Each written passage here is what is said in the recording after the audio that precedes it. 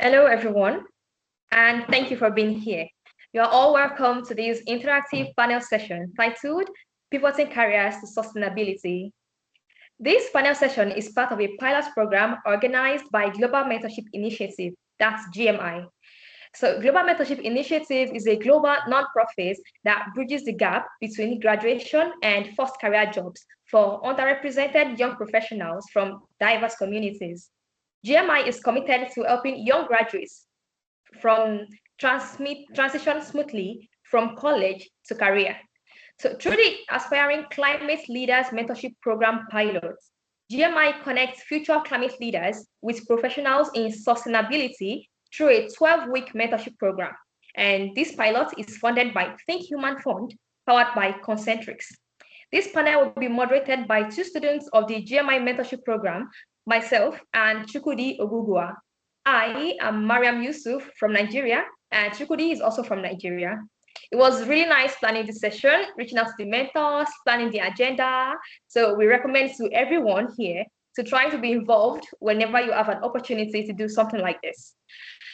All students, all students participating in this inaugural cohort were nominated by GMI partner, Student Energy. Student Energy is a global youth-led organization empowering the next generation to accelerate energy transition. So for this panel session, we have 4 panelists, and we are going to ask them a few questions. They'll give their insights, and hopefully we'll have enough time to take questions from the audience. So for members of the audience, you can draft your questions, and when it's time for the audience session, you can send them in the chat box and address them to any of the panelists. So like I said earlier, we have 4 panelists for this session, and we have Marilyn Johnson. Marilyn is recognized as one of the global top 50 women in sustainability. We also have Topoyame Mabophiwa. She's a climate finance and sustainability specialist. We have Christopher Banks. He is the principal new energy and geoscience consultant at SLB. And last but not least, we have Becca. She's the director of corporate engagement at Protecting Blue Whales and Blue Skies program. And now the panel session will officially begin. So first, we're going to have our panelists introduce themselves, and we'll be starting with Marilyn Johnson. You're welcome, Marilyn. Thank you, Miriam, and welcome everyone. This is exciting. I've been involved with GMI for a number of years. Started as a corporate partner when I was working at Clarivate, leading the, or as the executive sponsor of our volunteer program, and it took off like wildfire because everyone felt like there was really meaningful ways that to engage and to help future generations and kind of apply skills in a purposeful way. So I then became a mentor also. I'm on my 3rd mentorship, and I love this, the connection of sustainability and climate through the Think Human Fund. So really love the evolution of the mentorship program at GMI. My first mentee was a Rwandan refugee, Christine, who I actually got to meet. She now lives in the US where I live. And then she came from Rwanda. And then my next mentee is Karil, and she's from Jamaica. And she's an amazing young woman also, and O'Day now in Honduras. And so I feel very connected, and it's just really exciting. I learned so much from my mentees. So it's a really just a great way to engage in life and in sustainability in particular for all of us, right? So it's interesting. This is called pivoting careers. I think for me, it's more my career evolved into sustainability. I joke that I'm kind of a pioneer because when I was starting out in my studies and then into my career, there really wasn't a field called sustainability. There weren't degrees and programs and certifications like there are today that have sustainability in the title. So it has really evolved along with my career. I kind of had a golden moment when I was working for a company that was doing professional service, a global company, public service, publicly traded company, and our customers started to need and want more help with sustainability things. So although I'd come from health and safety, and then that became environment, health and safety, and then that became environment, health, safety, and sustainability into this big umbrella that I call, kind of this big S sustainability, and to lead that program. So back at, this was in 2009, and it was really a question of what does that mean? What's the language? There's been a lot of time really working with the executive team to shape what that meant and how you position it. What does it mean for the company? How does it integrate with business strategy? And then how do you execute and get people on board and actually make progress and set meaningful goals? So that really was the start of my kind of sustainability career. However, I was doing a lot of things that now would be considered part of sustainability, and went on to lead sustainability at 2 publicly traded companies, and then a privately held firm, always global. Headquarters are always, for some reason, in the European region. So I've always had kind of a global role and function. And for me, sustainability and advancing a more sustainable future really depends and relies on collaboration and really thinking interconnectedness, systems thinking, and really a global approach, because these are global challenges and opportunities that we're trying to solve for. So with that, I'll turn it back over to Miriam for the next introduction. Thank you so much for the introduction, Marilyn. So next, we'll be having Topo Mabophiwa. You're welcome, Topo. Thank you. Good evening, everyone, and thanks for having me. I look forward to the discussion. As introduced, my name is Topo. I am based in Botswana. I'm from Botswana. I am a sustainable finance professional.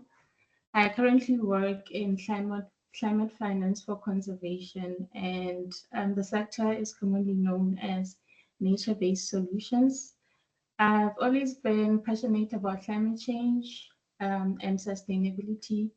I started my career as an engineer. I'm an engineer, chemical engineer from training, and I have a master's in the field. I transitioned into finance about a decade ago. I got into corporate investment banking through a grad program, because unfortunately, when I graduated, I didn't have any opportunities in the field that I was trained at. So I had to find a way to support myself and my family. And luckily, I pivoted into banking, into finance. And that's where I actually had, because I've long had passion in climate change, I found a way through research and networking to integrate my passion and the skills that I gathered in finance. So that's how I ended up in climate finance. So currently, I work in nature-based solutions, like I said, is basically just using forests or restoration of ecosystems in order to promote sustainable livelihood for local communities that are participating or affected, or actually have land tenure in the areas that we work in. So my role is on the investment side. I make sure that the profits balance with looking out for the planet and for the people that are concerned. So basically, that's it about me. I'm mostly self-taught from the sustainability side. It was ignited by my passion, and I followed it, and that's how I'm here. There's no path into sustainability, as Marilyn already pointed out. So my journey wasn't an easy one. So I would say that different people have different paths when it comes to sustainability. So there's no one path. As I come from chemical engineering and I'm in climate finance, I would have never thought. So I will take it back to you, Miriam, to introduce the next panelist. Thank you. Thank you to Topo. And next, we have Christopher Banks. Welcome, Christopher. Thank you. Hi, everyone. I'm Chris Banks. I'm here in Scotland, in Glasgow. And I work for a company called SLB, which is formerly Schlumberger. And I should say that whatever I say today is going to be my personal perspective and not my corporate perspective. So I don't necessarily represent the words of SLB corporate. I'm going to talk from the heart, hopefully, to you. One thing I actually should say is I've done quite a few industry panels, and normally the first thing I do is stand up and call out the fact that everyone that sat next to me is a man. And I did that last week at a hydrogen panel. So I'm actually really thrilled on the sort of lee side of International Women's Day to stand up at to unmute myself at a panel and not have to call that out. So in fact, I'm quite happy to celebrate that rather than have to call out, what very often I see is a panel of middle-aged white dudes next to me. So that said, because I think that's worth saying, my career has been fairly dynamic, and I think that really reflects that our career plans should be dynamic and adaptable too. I started off as a geologist. I've got a bachelor's degree and a PhD in geology. And what do you do when you've got a degree in geology? Well, if you want to pay your bills, you go and join the oil industry. And that's what I did. And I did that for 3 years and said, I'm not happy with that. So I moved to Alberta, where I became a mapping geologist for the Alberta Energy Regulator. Did that for a few years. And they got me working on Canadian oil sands. And I went to go and see the tar sands. And I thought, this doesn't really jive with my value system here. So I went back to working conventional oil, and I was a little homesick. So I went home back to the UK and joined SLB, Schlumberger as it then was. And they got me working on fracking, hydraulically fracturing subsurface rocks to extract gas. And that didn't really sit well with me. And it was also the time of the oil downturn when lots of people were losing jobs. So at the age of 40, I considered that there has to be a better way and went off and did a master's degree in sustainable energy solutions. And then when I finally got that master's degree, I marched into work all puffed up and sure of myself, charged up with my values, and went to go and resign. And the company were really good. They said, don't resign. We're part of a transition. Do what you want to do, but do it for us. And so now I'm in a position where rather than, I guess, screaming from the outside, I'm now lucky to be influencing from the inside. And so my job now is I do a number of things. I do hydrogen system modeling. So I look at wind to hydrogen systems and work out how much energy we can get from them. I write courses on sustainability for our education academy. I inform a digital sustainability tool that we're using at SLB to help our customers decarbonize. And the thing that I'm most excited about is I've been part of the internal sustainability community, which is like internal social media, where the employee base can tell the organization what they really care about. And we grew that community from 800 to 4,000 people. So it's still a small percentage of the company, but the groundswell in the company is growing and the influence is growing. And so really there's a grassroots movement happening within the corporation. So although you think SLB, you may think oil and gas service company, they're trying to change and their value systems are actually pretty good. But of course, you've got to decouple yourself from that huge revenue stream from oil and gas. So we're trying to help influence to help that happen. And that's where I'm at. So I'll pass it back to you, Marilyn. Thank you. Thank you very much, Christopher. Thank you so much. So, and next we have Becca Zucker. You're welcome, Becca. Hi. Yeah, so in terms of kind of my background and how I transitioned to sustainability, I'd echo kind of what all the previous panelists said, in that it wasn't really a pivot. It was always something I wanted to do, but it was not a clear path or a road. There was many detours and kind of bumps along the way. My background from college was environmental history and US history. And then from there, I got several years later my master's in environmental science and management and corporate environmental management. And, that career path was easy. I launched into clean energy, doing utility scale wind solar development across the United States and then also in Eastern Europe. Unfortunately, it was a very volatile time for the industry. When I came out of grad school, we had big plans that the United States was going to lead the way and have a percent requirement for clean energy for the entire grid. And it's mind-boggling to me that that was, over 15 years ago, and here we are. So unfortunately, that company did not make it. I transitioned to solar, doing commercial, residential, in 2 different careers or jobs. Both of those companies also had some volatility, and from there, kind of my detour was I did business development for a nationwide law firm in their natural resources and energy space. And so while they did a lot of clean energy, hydrogen, battery storage, land use issues, water sustainability type projects, in my role, I kind of felt a little bit removed from where the action was. And it was also, though, an opportunity for me to work on internal company sustainability and ESG type of efforts.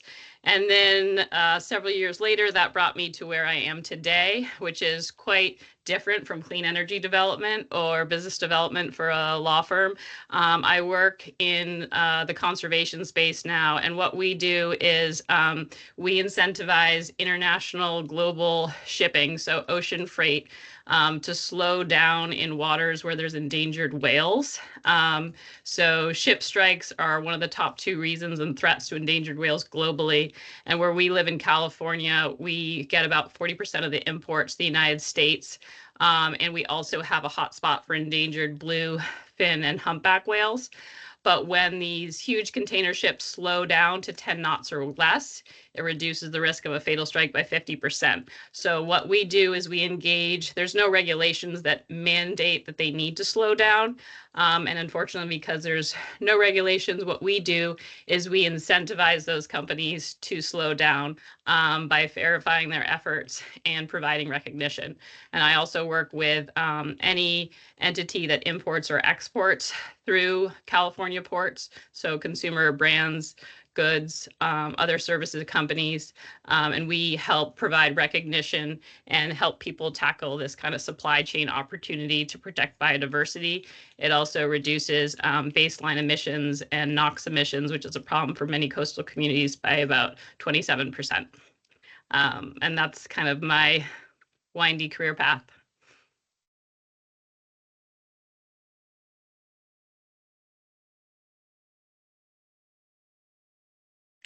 Thank you so much for that, Becca, and thank you all for the introductions. Now, we'll be moving to the Q&A, the discussion. So, like I said earlier, I'll be asking the panelists a few questions. And the first question will be directed to Topo and Becca. So the question is, what are the first steps one should take to pivot their career into sustainability, especially if they do not have a formal background in the field? Yeah, Topo, you can go first. All right, thank you. I was waiting for your go ahead. As I mentioned earlier, to answer this, there's no single path into a career into sustainability. But I'll just share with you how I kind of approached it and how, from my experience, I would recommend that you approach it if you do not have any background or are officially trained with a degree in sustainability. So the first step, like I said, passion matters because it drives you. I would say it's a tough environment to navigate because it's something that's new. So you have to be an advocate for yourself. You have to identify gaps in environments that you work in. You have to always be ready to take initiative in order to be able to make it in this career path. So the first thing, like I said, is to start with your passion and then identify your skills. And with your skill set, you have to find the intersection with sustainability. So with me, I trained in engineering, but I also had banking experience. So I was exposed to a vast or a diverse range of companies. And I also was looking out for people that are in the same space and actually to network with them and learn on what skills I need to look out for in order to thrive in this career path. So, for example, if you are in tech, nowadays there are opportunities in AI for sustainability or data-driven climate solutions. So you can look into that as a tech person. Or in engineering, we have sustainable engineering solutions nowadays. And if you are into law, you could go into the sustainability policy and regulatory framework space. So you can look at any laws that have to do with climate or have to do with energy, the energy transition. For example, you can go into reporting frameworks. I know that the EU has a lot of frameworks that they are currently have enacted. So you can also go into that space. The second step after you have looked at your passion and you have identified your skills and then you find the intersection with sustainability is to invest in your learning.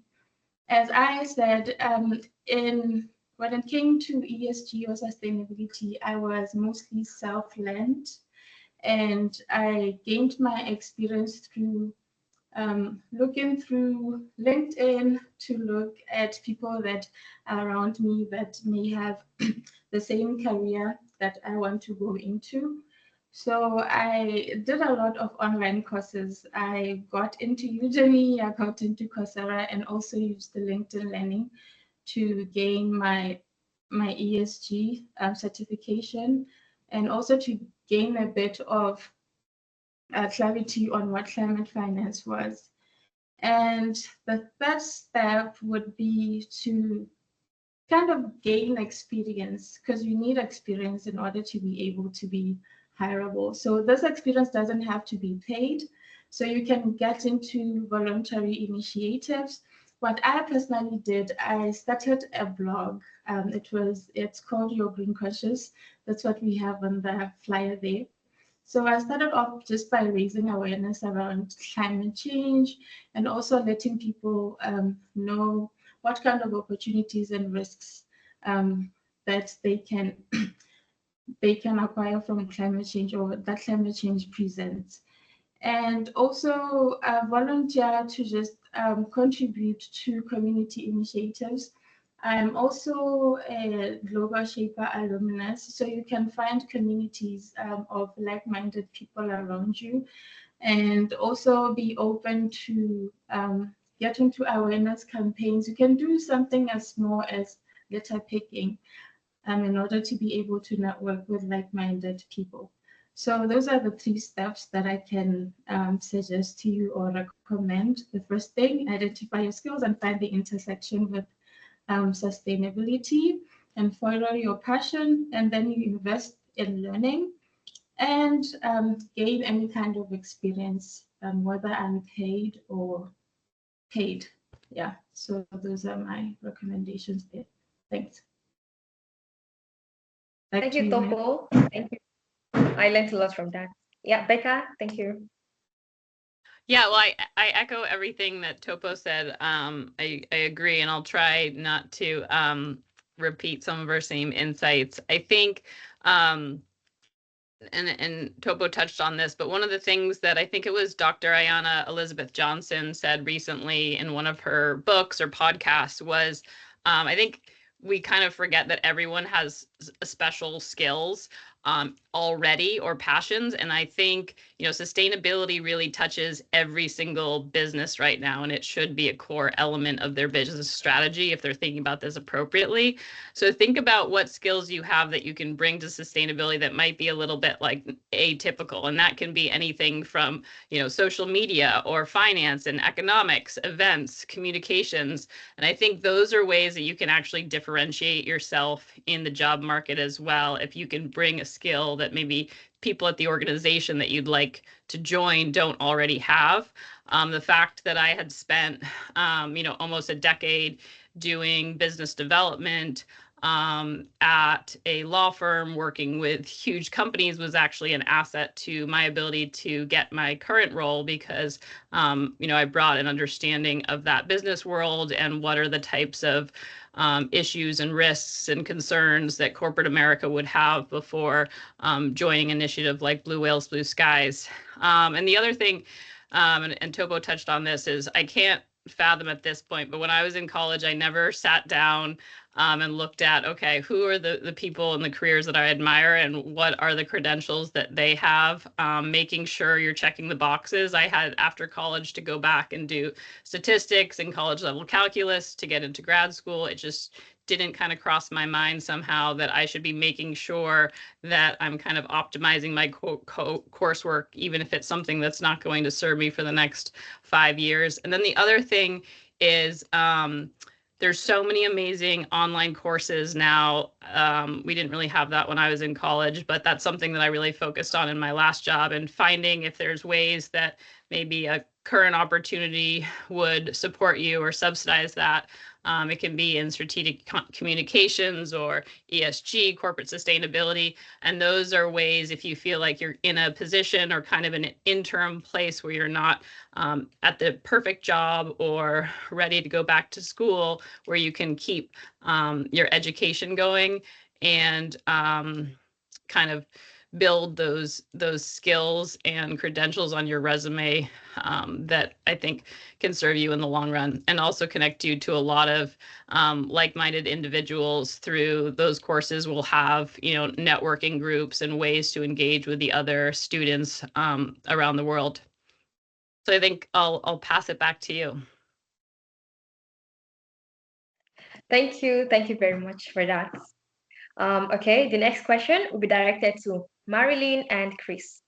So, what are the most in-demand skills or qualifications that aspiring sustainability professionals should consider acquiring?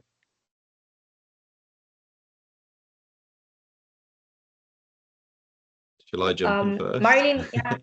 Or do you want to go first, Marilyn? Sure, no worries. No, that's a great question. And when I think about careers in sustainability, I often say I look forward to, or like I dream about a day where we don't talk about career being in sustainability, just that everything we do is sustainable. And, I think about finance, like, oh, here's sustainable financing. Well, does that mean that everything else is unsustainable? Like if you kind of flip it on its head, I feel like if everyone can bring the lens of sustainability and have intention of advancing a more sustainable future, and I love the UN Sustainable Development Goals, and just understanding like what's the problem or the opportunity or challenge that you think you can be part of solving. I mean, Rebecca, you're very focused. You're trying to protect marine life and biodiversity in the oceans. I mean, and that's so awesome. And I think that no matter what job that you're in, I would hope that everyone would be trying to do it in a sustainable way, whether that means equity or advancing,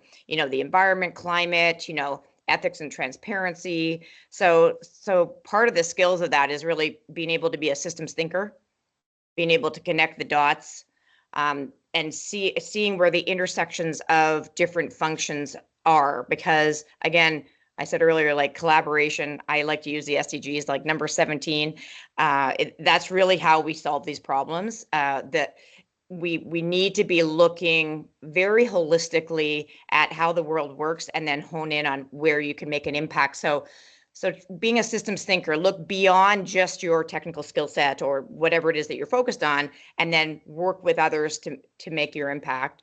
And so collaboration is the other piece of that, is really being able to work with people.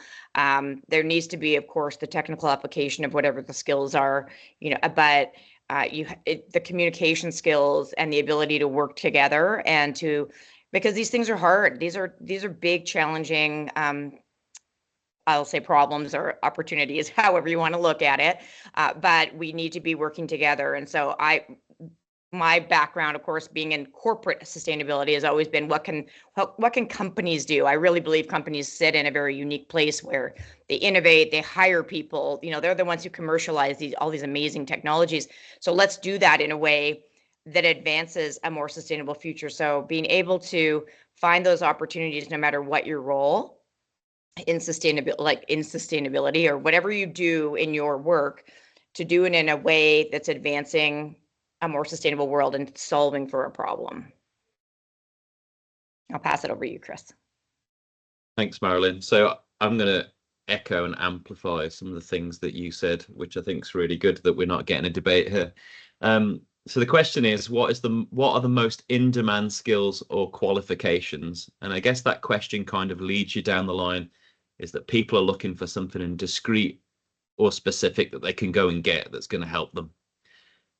But I don't think you're going to define the most useful qualification or skill in sustainability, because it is just so diverse. If we look at the panel that we've got, we've got corporate sustainability, we've got protecting blue whales, we've got oil and gas, we've got finance.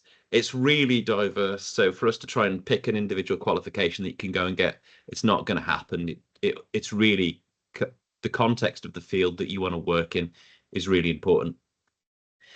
But what I would do is I'd highlight soft skills are really the differentiator that will make you effective in sustainability, because it is a people-focused discipline.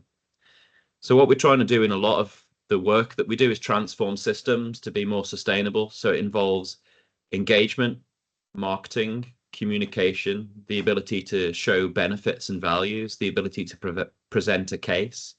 So I personally have found presentation skills, confidence, the ability to influence really important. Now, obviously, you need to have a level of competence in what you speak. So therefore, you can get something within the, you can get a qualification within the context of the field that you work in. So if you work in, I don't know, carbon accounting, then obviously you need to know about carbon accounting. But a large part of it will be in the soft skills to present your case and influence people. So that means emotional intelligence is really important. It also means not just the ability to speak, but the ability to listen, because a lot of your stakeholders won't always be on board with you. And so listening and understanding the diverse perspectives of the people that you've got to work with are really, really critical. Of course, we're also moving down a digital transition as well as an energy transition. So it would be totally amiss not to have digital proficiency and not have knowledge and application of things like data science and AI to help you mine diverse data sets and get insights from them. That's the future direction. That's what every company will be using. I'm pretty sure everyone will be dashboarding stuff. Everyone will be running AI and machine learning to get things that they couldn't see out of the data set. So the ability to assimilate diverse data sets and work with incomplete data and work with a lack of specifics is really important as well. So if you wanted me to, I guess, sort of shave it down to just simply two things, the soft skills involved are dealing with people, which is a huge subject, and the ability to embrace the digital transformation as we go forward. And with that, I'll pass it back. Thank you very much for that. Thank you. So the third question, this will go to Chris and Topo. So what are some common challenges professionals face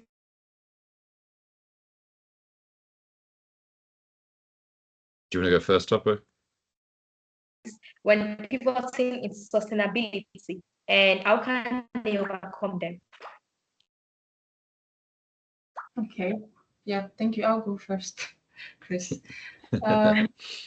So the common challenges that I would say professional face when they're trying to pivot into sustainability will be first, maybe the limited job opportunities compared to other traditional roles. But like I said earlier, you do not have to necessarily wait for a role to present itself. You need to try as much to network and to research. So the thing that I'll just share my experience, I was working in just traditional corporate and investment banking. And through LinkedIn, I identified that we had a local impact investor that was fully into ESG frameworks. So I reached out to the CEO. I reached out to the CEO, and then he directed me to the person that was overlooking or overseeing that department.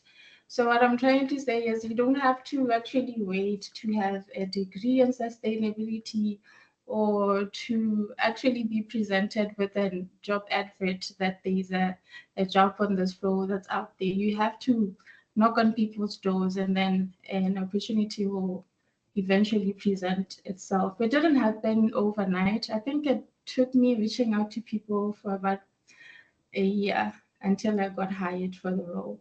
So they kind of gave me advice on what certifications to look out for, or just sharing my CV, like updating my CV. I would do a certification, just update my CV a little bit, and then I send it out again.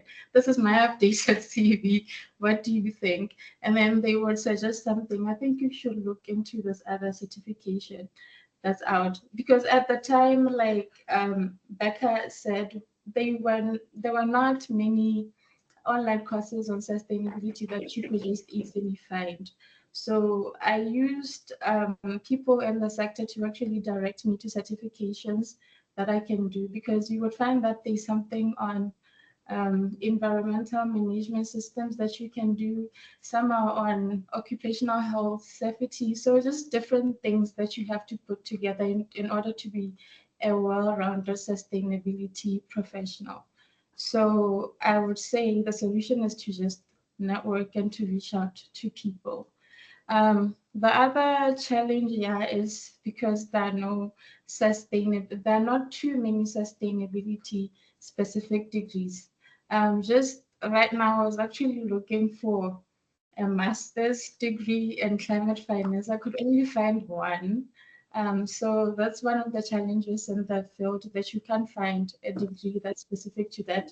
You kind of have to have diverse certifications that you put together in order to gather different skills that are required. And in different sectors, there are different skills that you would need. ESG is normally popular in the finance sector. So that's why I went for mostly ESG certifications, because you have to be able to assess the portfolio companies, or the companies that come out to the bank or just come to the bank in order to look for funding or for credit. You need to be able to identify what kind of sustainability initiatives, or what good sustainability for the company that sector actually looks like. So you need to do a lot of research, and remember that there's no direct path into sustainability. Everybody has their own path, and it may take you longer than it took me, or than it took Marilyn, or than it took Becca or Chris. So those are the two challenges I think that I can come up with at this point. I'll then pass that on to Chris to add more. Thanks. Thanks, Topo. So I had thoughts of this question, because you're talking about common challenges, and I was thinking what the common challenges I get when people come to me as a mentor now, because I get a lot of people come to me go, I want to work in sustainability, or I want to work in renewables, or I want to work in climate action. Okay, that's fine. That's a fairly broad, vacuous, amorphous subject. There's a lack of specifics there. And so it makes it really difficult to get a plan that you can act on. So those of you that have been through the GMI program know that we talk about career planning, we talk about SMART goals. It's really about making sure that you have a career plan that has some context to it and some SMART goals. Now, you don't have to sort of be a slave to your goals. They can change and evolve with you. And we all spoke in the introduction session that we've evolved into sustainability, but at least having some direction helps. If you just say, I want to be in sustainability, I don't know what to do with that. And if you go to your corporation and say, I want to be in sustainability, they'll go, okay, do you want to go into climate finance, climate accounting? Do you want to go into carbon accounting? What exactly do you want to do here? So it's beginning to have a little bit of context and a little bit of an idea of what you do to try and define that. So I don't know what Marion wants to do, but she said she wanted to go into hydrogen. If she came to me and she said, I would like to be in hydrogen system modeling for future clients, then I go, okay, well, I know what I can do with you. But if you'd have turned up and gone, I want to be in clean power, okay, I'm not sure not sure where that goes. So it's about having a few specifics, a little bit of a plan, maybe making a few smart goals, even if it is, I want to be working in a renewable energy developer in the next 5 years, that's actionable. If it's, I want to do something in renewable energy and I don't know what, that's not actionable. So getting some specifics. Now, one big challenge that I do find if you're trying to do it within a company or if you're trying to do it in a new space is that not everybody, now remember, I'm coming from effectively an oil and gas company. Not everybody is going to be a supporter and not everybody believes in ESG. There are some people that will see it, especially in our polarized times, that see ESG as an irritating externality. And I'm pretty sure in certain industries, it's an irritating externality, like once safety was an irritating externality until we realized the necessity to operate in a safe way. I'd imagine sustainability will have its day when we realize the necessity, or everyone realizes the necessity. But at the moment, there will be people that will be, leave me alone, just let me get on with my operations. So the challenge is often how you market the business value of ESG and sustainability internally or in wherever you're trying to get into. So we're trying to deal with changing systems. Those systems have been around, those paradigms have been around a long time. Often those people have been around a long time. So one of the biggest challenges is dealing with resistance, dealing with negativity, even dealing with hostility as to why it's important to have it. So the best thing to do is to show the value and make it a value-driven thing rather than make it don't say you need sustainability. Say, we have all of these assets. We have all of these oil and gas assets, which come in energy transition, are stranded assets. Therefore, we need to think about ESG now. Or we need to think about our carbon accounting, and I can help out with that because eventually we'll have a cap and trade or a carbon liability that we're going to need to pay. So therefore, let's reduce now. It's about tackling any hostility or resistance with actually bringing the value rather than overly moralizing it. Because once you make it a moral argument to people as opposed to a business argument to people, people may sympathize, but ultimately we're all parts of businesses and effectively they're just trying to sort of balance the books at the end of the day. So get some specifics and develop the ability to adapt your message to ensure that you're showing value, whether that be the value of ESG in general, or whether that be the value of you as a sustainability professional, rather than just trying to play the moral cards, because in the cold, hard world of business and capitalism, that doesn't always get the bites. So I'll hand it over on that cheerful message back to you, Marilyn.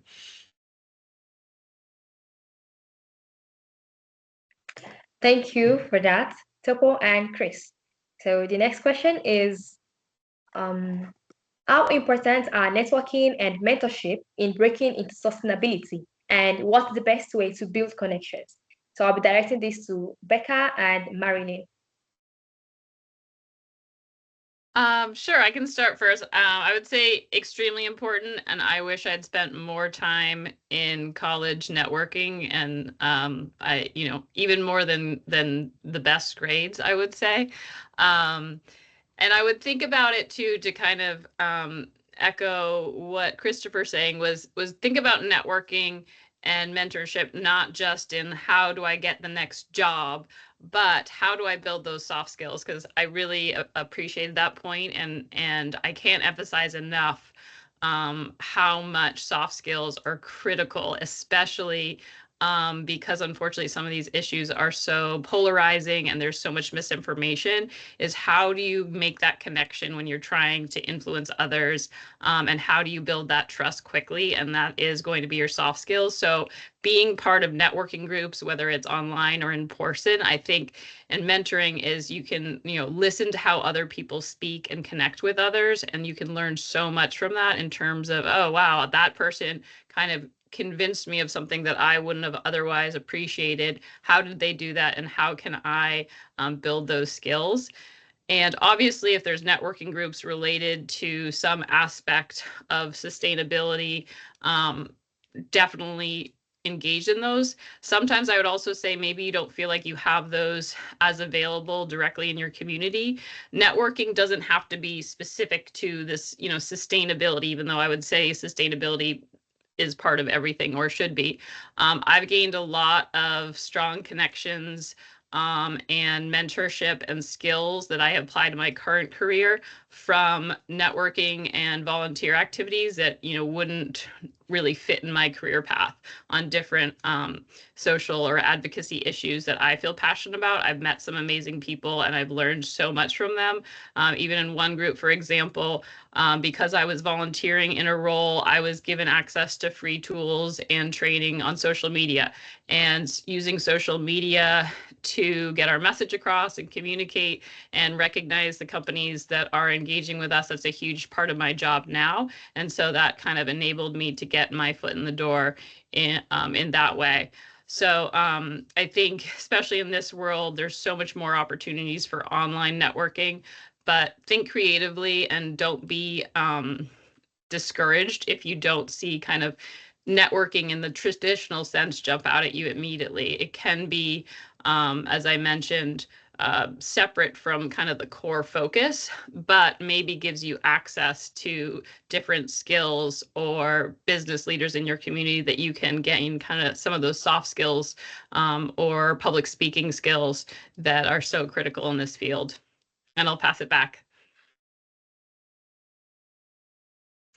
Yeah, I'll just hop off on to what you said there. One thing about networking, the way that I view it is it's really about connecting with other people, right? So however those connections can happen. And a lot of the points you raise are perfect. I mean, for students, for anybody, is the first thing is to get involved. Be insatiably curious. Ask a lot of questions, like be open to everybody has something to offer, whether it's information or you learn something, or they can introduce you to someone else, or they know about an opportunity or a group or a volunteer activity. So you don't know where you're going to have some of your best connections. And I'm sure we all could tell stories about just happenstance. You get involved in something and all of a sudden these doors open. Like it can be really magical. You don't know that that's going to happen because you're just curious. You're interested. Oh, this looks like something I should get involved with. And before you know it, you found this very pivotal person who may become a really good friend, colleague, mentor, mentee, like you don't know. So you have to just be bold and get out there, whether it's in person. I would suggest doing both. Obviously, we need to be like, we live in a real world and you want to get out there and meet people either in person or like we're doing virtually or on LinkedIn. There's lots of ways to network and navigate through different groups and like-minded people, follow people who you think look interesting, and who knows, maybe you'll strike up a relationship. So I like to think of, in today's world, you're the CEO of yourself. You're creating your own career path. You're constantly creating your brand. So how do you show up in the world? How are you always growing? And you grow the most by interacting with other people and by learning. So I think that there's just a lot of opportunity to do that. And I would suggest just make it part of your whole, how you live. Like get out there and learn as much as you can and meet people who you think might be interesting. Not because they can do something for you or give you something, but because you're just curious. So just ask lots of questions. I think that would be my guidance there. Thank you for that, Marilyn and Becca, especially since networking seems like a huge deal for many people. And yes, I learned a lot from the other questions. So yeah, thank you very much, our panelists. Now we're moving to the audience Q&A. So if anyone has any questions, they can drop it in the chat. And right now, I'm only seeing a text from Hinani. She says she would love to hear from the students on the call about why the topic was such a hot topic for we, the mentees, Why did we want to learn specifically about changing our fields to sustainability as opposed to just starting a career in sustainability? Well, if I'd answer that, if I'd go first, I think for me, well, I wanted to learn about switching, or let me say, pivoting to sustainability because I studied mechanical engineering as an undergraduate. I graduated in November. And so I've been considering transitioning into clean energy because I love it. And I feel like it's a real way of contributing to society. So that's on one hand. On the other hand is, I was and am a content writer. So I wanted to transition into technical writing within the sustainability space. So I wanted to see how that would go, writing about carbon footprints and carbon offsetting and carbon sinks. And yes, so that's why I love the topic. So that's for me. I don't know if anybody else wants to take that or if there's any other question from the audience. Okay, I'll wait a bit. And I have one more question for our panelists. Let me say a personal question. So what emerging trends or opportunities in sustainability should young professionals like us pay attention to? Let's say in the next 5-10 years. What do you think are the emerging trends or opportunities in sustainability? Anyone? I can give you two, but obviously they come from the context of my industry.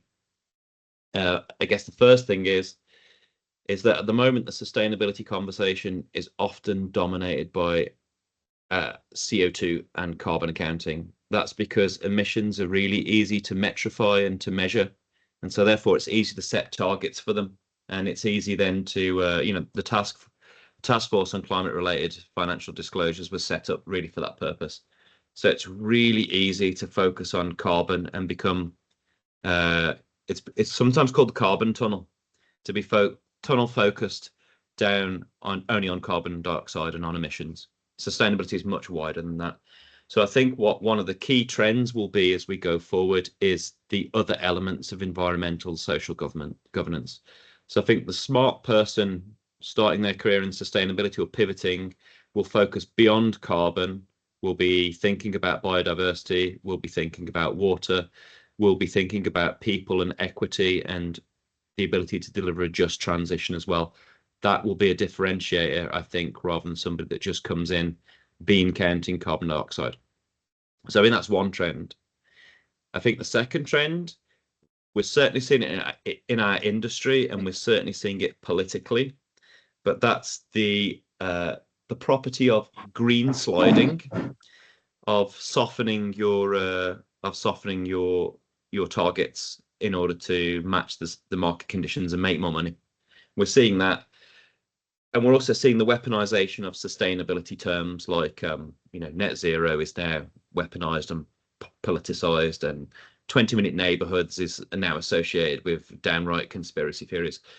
So what I think is going to be a trend is that we're going to have to adapt our message to focus it on evidence and focus it on data rather than buzzwords that make a really easy soundbite. So I think the opportunities will be for those that can think beyond carbon and for those that can constantly play whack-a-mole by adapting the message to make sure that it hits and it lands rather than it gets taken and politicized. And I see Ravenna's got a hand up, so I'll let you jump in. My question's for after you all have spoken. I just have another one, so I'm just on the list if we still have time. Please feel free to finish answering.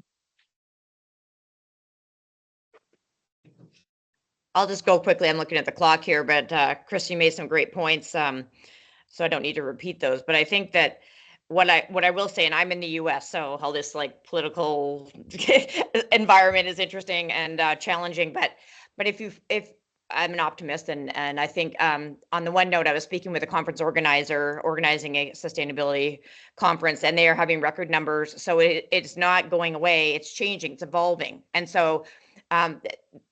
Being adaptable, being attuned to kind of what's happening in the world is super important, because sustainability will continue to be like a clay a clay mold. And so despite, and the language has changed even in the course of all of our careers, and will continue to change.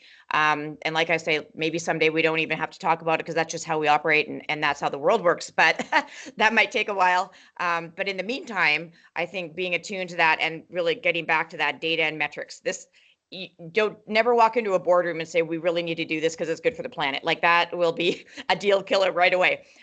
Even if it's the best thing for the planet, you need to show the value and have the data and metrics. So I think with all of the AI and the digitization and just and because the world goes where the money goes, and if there isn't a way for the people in finance, and Topo, you could talk to this, if there isn't a way for the people in finance to feel very good about the numbers, then it's difficult to get the investment in order to make the innovations and change. So I'll stop there. Pass it over to Topo. All right, thank you. Yeah, I think just to take it from the context of funders and financiers, we know that money makes the world go round. So everybody's going to kind of like want to put their money into the bank or get money, some kind of funding from a bank or from any funding provider. So at the moment, we have seen growth in ESG matrices. So people do actually look at, you don't just look at traditional, I think Ravina asked what the difference between regular traditional finance and sustainable finance is. So with regular finance, you just concentrate on the profit. But with sustainable finance, you try to find the balance between protecting the planet, the people, and also making the profit as well. So at the moment, we have some kind of scrutiny. So you don't just look at how much money or you are just going to be able to pay your loan. Now you have to look at what you use your business profits for matters, how you take care of your employees matters, that's part of ESG, how you follow regulation matters, whether you have high carbon emissions also matters. We even have regulations on that. You have to report on your carbon emissions. And we've seen a lot of top emitters or top emitting countries or top emitting companies trying to purchase carbon credits through the carbon markets in order to offset their carbon credits to fulfill their net zero or carbon neutral commitments. So those are the trends that you should also look into, that we actually have regulatory frameworks in place that are going to be mandating for sustainability initiatives and also just being carbon neutral. So people who used to get away with emitting carbon will actually have to pay for it somehow. And kind of compensate people that have been minding their carbon emissions.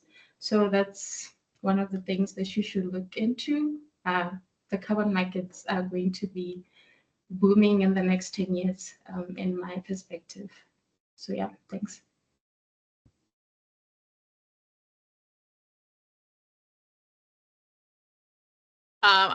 A lot of the points I was going to make have already been made. So I, agree with so much of what people said. I agree with Chris in terms of, I obviously am biased and we focus on biodiversity, but looking at, sustainability opportunities and green opportunities much more holistically. Obviously, carbon is extremely important, but now we're seeing much more awareness about biodiversity risk and impact, nature-based solutions, human rights, and volatility. I think all of those are going to become even more focused, and more companies are going to be paying attention to that. And I'd also just stress that, also I'm based in the United States. So I think, unfortunately, a trend is just volatility. And sometimes there will be more action and leadership at the federal level, and other times there will be not. And a silver lining of that is we have the business community, and there's so much opportunity in terms of win-wins from cross-disciplinary partnerships. And so I think there's a lot of room for growth if you kind of think outside the box in terms of, okay, how could we potentially partner with this company, partner with this public agency? Where are kind of our weaknesses and what kind of special sauce do we bring to the table? And how can we make progress on these issues if there's a vacuum in leadership in other aspects of the field?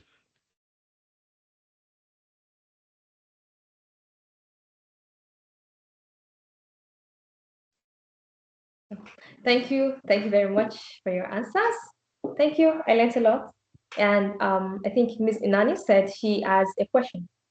So we'll take that. Don't worry about mine. I think we're at time. We can go into the closing. That was a really rich session. Thank you very much. So I'll hand it over to my colleague Chukwudi for the closing. Good evening, everyone. I'm so sorry for coming late because of network issues. Can anyone hear me? Hello, Yes. can anyone hear me? We can hear you. Yes. I'm so sorry for coming late because of network issues. For this occasion, I learned a lot of things. Thank you so much for organizing this event. As we come to the end of this insightful discussion on pivoting career to sustainability, I want to use this opportunity to appreciate the Global Mentorship Initiative for organizing this impactful event. As a special appreciation goes to our esteemed speakers, such as Marilyn Johnson, Topo, Christopher Banks, and Becca, for sharing their knowledge, experiences, and practical advice on transition into sustainability-focused careers. One key thing to take home today from this event is that sustainability is not just passing trend, but a necessary shift for the future. No matter our field, whether engineering, business, policy, or research, we all have a role to play in creating a more sustainable world. The challenges are rare, but so are the opportunities, and now it's time to take action. I encourage each of us to reflect on what we have learned today, seek mentorships, and actively integrate sustainability into our paths. Let's keep this conversation going on beyond today and work together towards a greener, more sustainable future. Thank you all for your participation. I look forward to seeing the impact we make with this. Thank you so much for making this event a great one indeed. Thank you for coming. Thank you, everyone. Bye. Thank you. Thank you, Well done. everyone. Take care. Bye. Thanks a lot, Thank you. everyone. Bye. Bye-bye. Thank you. Bye.